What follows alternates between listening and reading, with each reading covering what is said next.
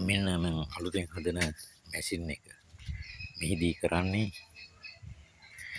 ලී කුඩු යම් කිසි ස්ථානයකට හරි පුරවලට පැටවීම සඳහා බටයක් ආධාරයෙන් ස්පීන් එක උදව්වෙන්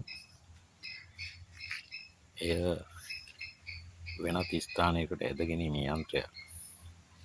දැන් නිමාවීම පවතින්නේ තව වරුවකින් විතර මේක ඉව කරගන්න පුළුවන් වෙයි වගේ. පොඩි අඩුපාඩු තියෙනවා. ඒවා ඉවර කරලා අපි හිතාගෙන ඉන්නේ ට්‍රයිල් එකක් බලන්න. අලුත් නිර්මාණයක් නිසා ප්‍රැක්ටිකල් බලන්න ඕනේ.